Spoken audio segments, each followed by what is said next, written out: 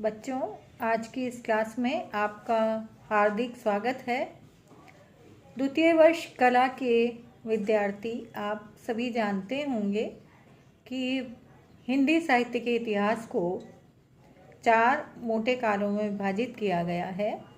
आचार्य रामचंद्र शुक्ल का जो इतिहास है वो ज़्यादातर लोगों के द्वारा मान्य है।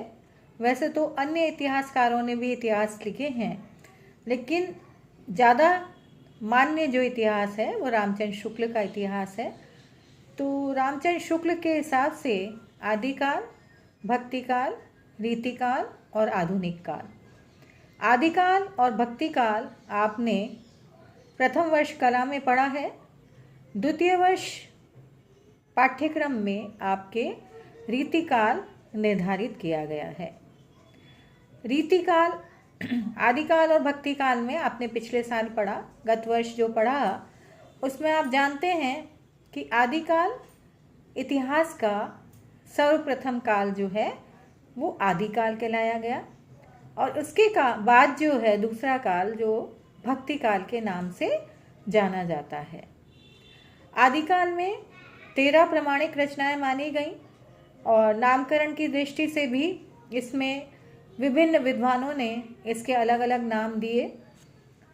इसी तरह से भक्ति काल में आप देखते हैं कि हम उस समय भक्ति तत्व की प्रधानता उस युग में देखते हैं और भक्ति काल की उस काल में मोटे तौर पर दो धाराएं चली, निर्गुण मार्गी और सगुण मार्गी।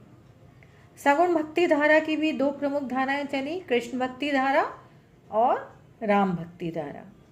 कृष्ण भक्ति धारा के प्रमुख कवि हैं सूरदास, नंददास और ज़्यादा विस्तार से देखें तो अष्टछाप के जो कवि हैं वो भी कृष्ण भक्ति धारा में आते हैं।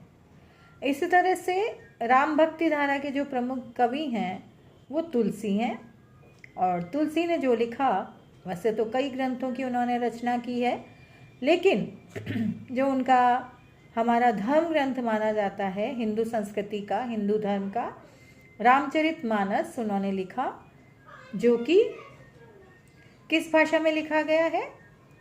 अवधी में, अवधी भाषा में लिखा गया। इसी तरह से निर्गुण धारा चली। निर्गुण धारा के भी 2 भेद किए गए, प्रेमाश्रय धारा और ज्ञान मार्गी, प्रेम मार्गी और ज्ञान मार्गी। प्रेम मार्गी धारा के प्रमुख कवि थे जायसी, मंजन, सूदन आदि और ज्ञान मार्गी धारा के प्रमुख कवि थे कबीर। कबीर की आपने बहुत सारे दोहे, आप लोग मेरे हिसाब से, मैं ऐसा मानती हूँ कि आप चूँकि द्वितीय वर्ष में आ गए हैं तो कबीर के अनेक दोहे हो सकता है आपको कंठस्थ होंगे। चूँकि कबीर ने जो लिखा वो समाज से जुड़कर लिखा और समाज में जो विभिन्न प्रकार की उस समय पाखंड व्याप्त थे, आडंबर व्याप्त थे, ढोंग व्याप्त थे, कुरीतियाँ व्याप्त थीं, या कहें कि जो विसंगतियाँ व्याप्त थीं, उन विसंगतियों को दूर करने के लिए कबीर ने अपनी लेखनी चलाई। तो उनके जो दोहे हैं वो हमारे जीवन से जुड़े हुए हैं और समाज को जो उन्होंने फटकारा है, तो उस दृष्टि से मैं ऐसा मानती हूँ को आपको वैसे तो और भी कवियों की कविताएं आपको होनी चाहिए, कंठस्थ होनी चाहिए, लेकिन विशेष रूप से कबीर तो आपको कई दोहे, जैसे कि उनके बहुत सारे दोहे हैं, जैसे कि माला फेरत जुग गया, गया ना मन का फेर, कर का मन का डारी दे, मन का फेर। और समाज में जो कहते हैं ना, आडंबर करते हैं, ढोंग करते हैं, माला फेरते रहते हैं, जिनका कि वो कहते हैं बाह्य माला फेरने से कुछ नहीं होता जब तक कि व्यक्ति का अंतःकरण शुद्ध ना हो। हमको बाह्य आचरण हमारा शुद्ध तभी माना जाएगा जबकि हम मानसिक रूप से अपना अंतःकरण हम शुद्ध होगा, तभी हमारी पूजा करना सार्थक होगा। वो कहते हैं माला फेरत युग गया, व्यक्ति को माला फेरता है, आडंबर करता है, ढोंग करता है कि एक युग बीत गया माला फेरते फेरते, गया न मन का फेर, किंतु फिर भी मानसिक दृष्टि से तुम आज भी आपकी अंतःकरण शुद्ध नहीं हो पाया। ऐसे माला फेरने से क्या होता है, आपका अंतःकरण शुद्ध होना चाहिए। वो कहते हैं कर का मन का डारी दे, हाथ का जो तू माला फेर रहा है, मोती फेर रहा है, कर का हाथ का, मन का मोती जो तू फेर रहा है, इसको तू डाल दे, छोड़ दे इसको। मन का फेर, मन का जो मोती है अर्थात तू अपने अंतःकरण को शुद्ध कर, तभी तेरी पूजा वस्तुतः सार्थक है, अन्यथा निरर्थक है। इसी तरह से वो कहते हैं काकर पाथर जोड़ के मस्जिद लाई चुड़ाए, ताचर मुल्ला बाग दे क्या बहिरा हुआ खोता है।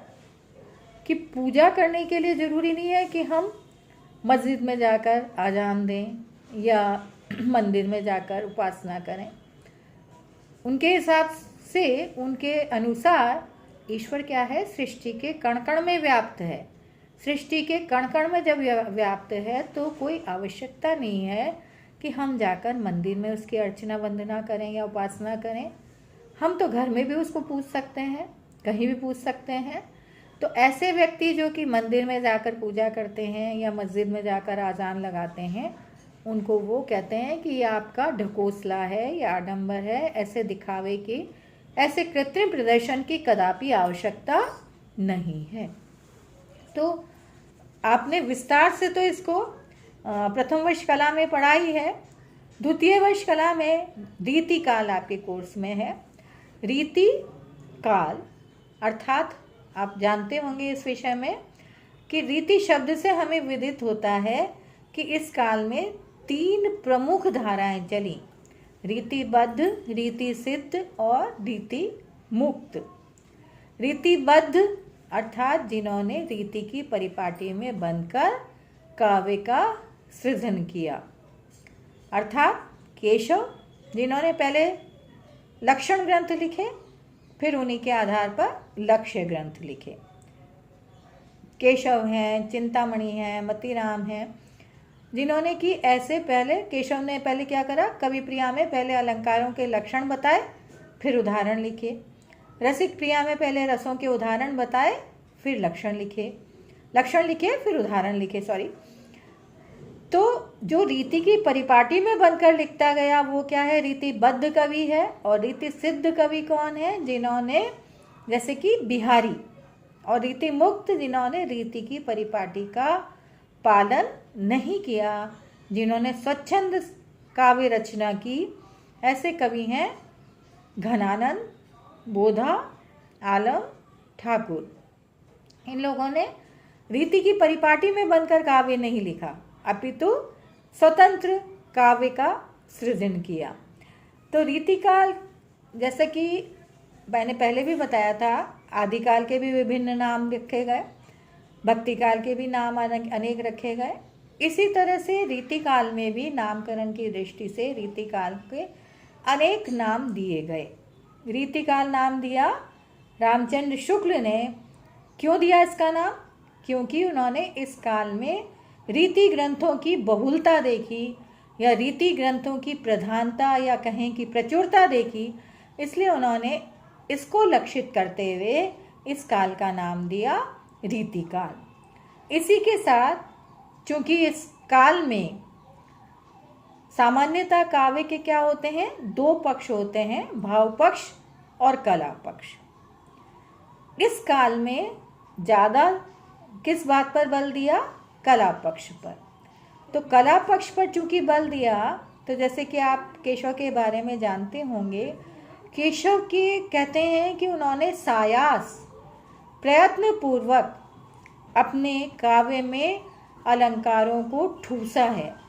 अर्थात अलंकार उनके काव्य में इतने ज़्यादा मात्रा में देखने को मिलते हैं कि उनको, उनकी बहुलता के कारण कई बार कई आलोचकों ने उनको कठिन काव्य का प्रेत तक कह दिया।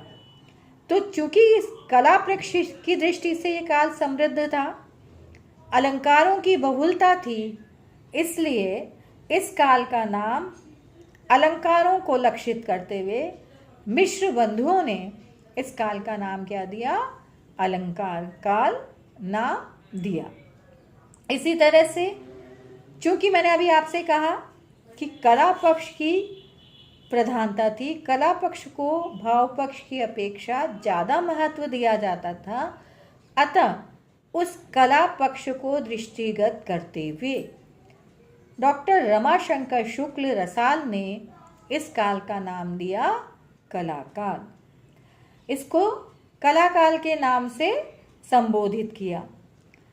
इसी के साथ साथ आचार्य विश्वनाथ प्रसाद मिश्र ने इस काल का नाम श्रृंगार काल नाम दिया और उन्होंने अपने तर्क की पुष्टि में कहा कि ये इस काल में चाहे रस की प्रधानता हो, चाहे अलंकार की प्रधानता हो, चाहे शब्द शक्ति की प्रधानता हो, चाहे नायिका भेद की प्रधानता हो, चाहे इन सब का वर्णन हो, किंतु इन सब के पीछे मूल वर्ण विषय क्या रहा? श्रृंगार रहा। चाहे नायिका भेद हो, चाहे अलंकार हो, चाहे शब्द शक्तियाँ हो, सबके पीछे मूल में क्या काम कर रहा था? क्या काम था? मूल रस कौन सा था? श्रृंगार रस। अतः इस श्रृंगारिकता की प्रधानता को या उसकी प्रचुरता को लक्षित करते हुए आचार्य विश्वनाथ प्रसाद त्रिपाठी ने इस काल का नाम दिया श्रृंगार काल। अब चाहे श्रृंगार काल का इस काल में संयोग पक्ष हो, चाहे वियोग पक्ष हो, रीति काव्य में श्रृंगार की वृत्ति का क्या है? बहुत व्यापक वर्णन मिलता है। इस युग में आप देखते हैं नायिका भेद हो, षड ऋतु वर्णन हो, नक्षिक वर्णन हो, कुछ भी हो, सबका विस्तार से वर्णन किया है। इन्हीं सारी व्यापक प्रवृत्तियों के आधार पर आचार्य विश्वनाथ प्रसाद त्रिपाठी ने इस काल का नाम श्रृंगार काल दिया। निष्कर्षतः चाहे अलंकरण हो, चाहे रीति हो, चाहे शैली हो, चाहे श्रृंगार हो, चाहे कला पक्ष का स्वरूप इतना अधिक इस काल में उभरा कि इनमें से किसी को के आधार पर इस युग का नामकरण किया जा सकता था।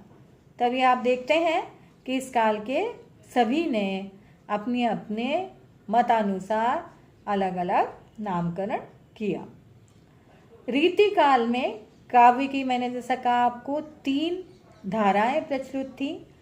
3 प्रमुख श्रेणियों में इसको बांटा गया: रीतिबद्ध धारा, रीति सिद्ध धारा, रीति मुक्त धारा।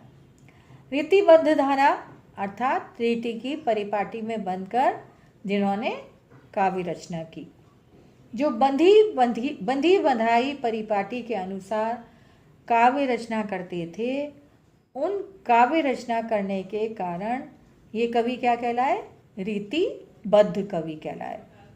इसमें उल्लेखनीय जो कवि हैं देव हैं, सेनापति हैं, मतीराम हैं, पद्माकर हैं, केशव हैं। रीति मुक्त काव्य धारा के अंतर्गत जिन्होंने की रीति की परिपाटी में बंधकर काव्य का सृजन न करते हुए स्वच्छंद प्रवृत्ति के अनुसार कविता की, ऐसे कवि रीति मुक्त धारा के अंतर्गत आते हैं। हिंदी साहित्य के जो इतिहासकार हैं अधिकांश, उन्होंने इन रीति मुक्त कवियों की काव्य मीमांसा करना अधिक उचित नहीं समझा, क्योंकि वो इनको क्या करते हैं? फुटकर कवियों की श्रेणी में डालते हैं। वास्तव में ये कवि क्या हैं? नगण्य हैं, कह सकते हैं कि क्योंकि कितने कवि थे ये? घनानंद, आलम, बोधा, ठाकुर, तो इनकी संख्या नगण्य से ही है। इसीलिए अन्य लोगों ने इनको फुटकर श्रेणी में डाल दिया। जैसे ठाकुर हैं, घनानंद हैं, आलम हैं, बोधा हैं, ठाकुर हैं, रसखान हैं, ये सब जो हैं रीतिमुक्त कवि हैं। इनको इन्होंने फुटकर श्रेणी में डाल दिया।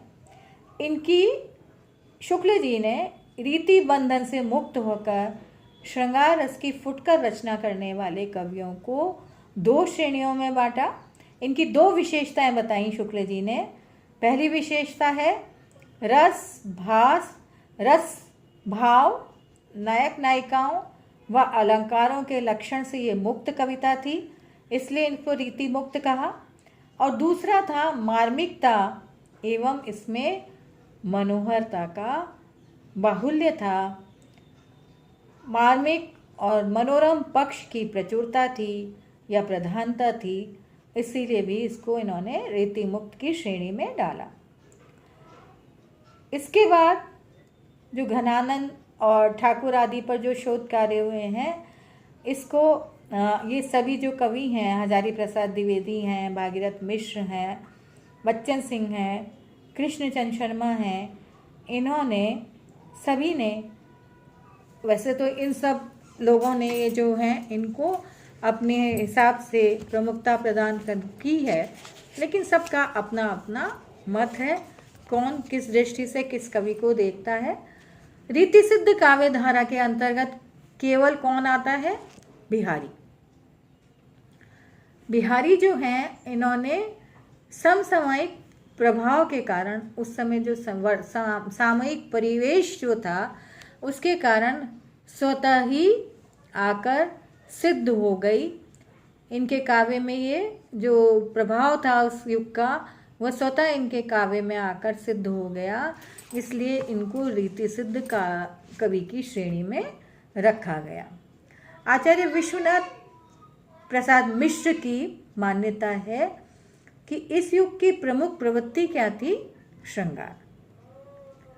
रीतिबद्ध, रीति मुक्त, रीति सिद्ध सभी काव्य धाराओं ने अपनी कविता में श्रृंगार को ही प्रधानता दी है। चाहे वो रीति सिद्ध कवि हो, चाहे रीति मुक्त कवि हो, चाहे रीति बद्ध कवि हो। श्रृंगार का चाहे संयोग पक्ष हो, चाहे वियोग पक्ष हो, सभी ने अपनी कविता में श्रृंगारिकता को प्रधानता दी है। श्रृंगार रस उनकी कविता में, चूँकि जैसा कि आप जानते भी हैं, ये कवि जो थे अधिकांशतः राजाओं के आश्रय में रहते थे। राजा लोग चूँकि विलासी होते थे और विलासी होने के कारण उनकी और कवियों की जीविकोपार्जन का साधन क्या था? कविता करना। और राजा चूँकि विलासी हैं और उनकी विलासिता की जितनी अधिक संतुष्टि ये कवि कर पाएंगे, उतना ही उनको खुलकर राजा इनाम देगा। तो विलासिता की संतुष्टि के लिए श्रृंगार रस का रचना की गई, श्रृंगारिक रचनाएं की गई। अब वो श्रृंगारिक रचनाओं में चाहे वो संयोग पक्ष हो, चाहे वियोग पक्ष हो, तो तात्पर्य ये है कि इस काल का चाहे रीतिबद्ध कवि हो, चाहे रीति सिद्ध कवि हो, चाहे रीति मुक्त कवि हो, सभी ने श्रृंगार रस का खुलकर प्रयोग किया है। रीतिकाल का अगर हम प्रतिपाद्य या प्रवृत्तियों की दृष्टि से रीतिकाल पर नज़र डालें तो देखते हैं कि इस काल का राजनीतिक, सामाजिक और धार्मिक पृष्ठभूमि जो थी, ये राजनीतिक दृष्टि से व्यक्तिवादी निरंकुश राजतंत्र का युग था। अर्थात व्यक्तिवादी निरंकुश राजतंत्र से तात्पर्य है कि इस काल में राजाओं का राजमहल में रहकर, राजप्रासादों में रहकर विलासिता का वातावरण था, विलास का बोलबाला था, और उस विलासिता का राजनीतिक दृष्टि से विलासी वातावरण में काव्य का सृजन करना कवि का लक्ष्य था। सामाजिक जीवन में अंधविश्वास एवं रूढ़ियाँ समाज में व्याप्त थी। लोगों को क्या था? शकुन शास्त्र, सामुद्रिक शास्त्र, ज्योतिषियों की वाणी पर अटूट आस्था थी, या कहें इन सब चीज़ों में गहरा विश्वास हमें दृष्टिगत होता है। इसी तरह से विभिन्न प्रकार की इस काल में कुप्रथाएं भी प्रचलित थीं, चाहे बाल विवाह हो, चाहे बहु विवाह हो। अनेक प्रकार की कुप्रथाओं का भी समाज में प्रचलन था। धार्मिक दृष्टि से मंदिरों और मठों में निवास करने वाले पुजारियों, महंतों का जीवन दिव्य पुण्य प्रेम के स्थान पर क्या हो गया था? वासनारत हो गया था। जैसा मैंने आपको कहा ना शुरू में कि राज दरबार ही विलासिता से पूर्ण नहीं थे। आप देखिए कि कहीं भी दिव्यता का साम्राज्य नहीं था। मंदिर के जहाँ की मंदिर का तो पूरा परिवेश पवित्र होना चाहिए, पावन होना चाहिए। मठों के जो मठाधीश हैं वो भी पवित्र होने चाहिए, लेकिन इतना पूरे समाज में केवल कहीं कोई कुछ देखने को मिलता था तो केवल विलासिता का ही एक छत्र राज्य था, विलासिता का एकमात्र साम्राज्य था। इसलिए सारा का सारा संपूर्ण वातावरण जो था वो श्रृंगार रस से भरपूर था। तो श्रृंगार रस की तो प्रमुख प्रवृत्ति थी ही इस काल में। श्रृंगारिकता का प्राधान्य था। मैंने जैसे कहा कि काव्य रचना का जो प्रमुख रस था, 9 रस माने गए हैं प्रधान। 10वां वात्सल्य, भक्ति और वात्सल्य 11वां। इन 9 रसों में जो प्रमुख रस है वीर, श्रृंगार और शान, इन तीनों में प्रमुख रस क्या था उस काल में? श्रृंगार रस। श्रृंगार का संयोग और वियोग, इन दोनों का चित्रण ही कवि का लक्ष्य था। तो प्रवृत्ति की दृष्टि से हम इस काल में, मैंने आपको पहले भी बताया कि लोग राजाओं के आश्रय में रहते थे। तो राजाओं के आश्रय में जितनी अधिक उनकी मानसिक विलासिता की पूर्ति करते उतना अधिक उनको धन मिलता, और जीविकोपार्जन का साधन ही वही था एकमात्र। तो इन्होंने सामंती अभिरुचि थी। उस काल का जो वातावरण जो था सामंतवाद का बोलबाला था, सामंती अभिरुचि देखने को मिलती थी।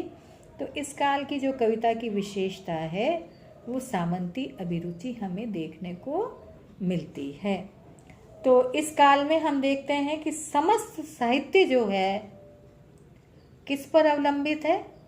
आश्रयदाताओं की रुचि पर अवलंबित है। जब तक आश्रयदाता संतुष्ट नहीं होगा, जब तक आश्रयदाता पूर्ण रूप से प्रसन्न नहीं होगा, तब तक क्या है? कवि को अधिक से अधिक धन नहीं मिल पाएगा। तो कविता का मूल लक्ष्य क्या था?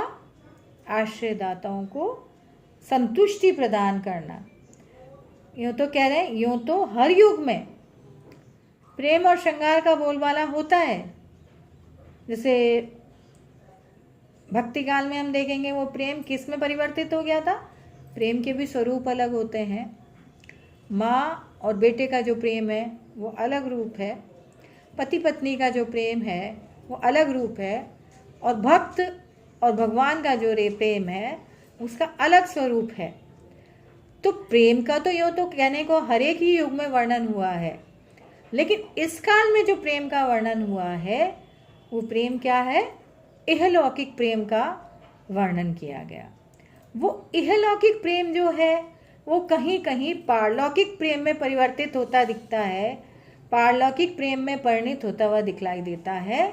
लेकिन कविता का जो मूल लक्ष्य था वो सामंती अभिरुचि या राजाओं की मानसिक संतुष्टि प्रदान करना पूर्ण लक्ष्य था।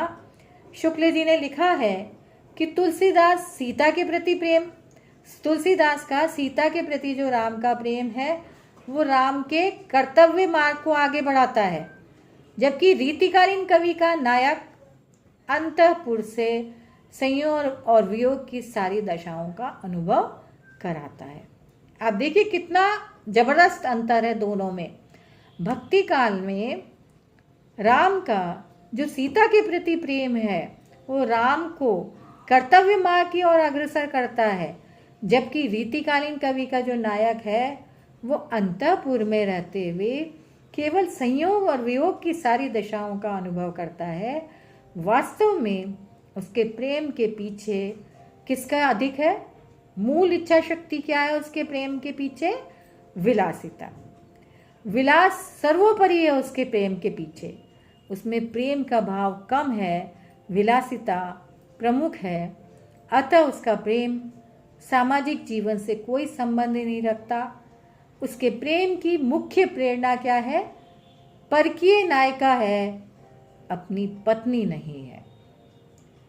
आपने देखा कि केवल बहुविवाह, जैसे मैंने बताया ना, इस काल की जो कुप्रथा थी, तो केवल एक ही पत्नी नहीं, जहां राम केवल एक पत्नी व्रत का आदर्श लेकर चलते हैं, वहां जरूरी नहीं कि रीतिकालीन कविता का नायक केवल एक पत्नी व्रत लिए हुए हो, ऐसा दृढ़ व्रती हो, नहीं। उसका क्या है?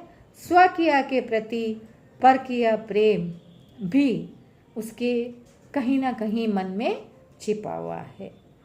इसके आगे की विशेषताएं जो हैं रीतिकाल की, वो हम अगली क्लास में विचार विमर्श करेंगे उस पर।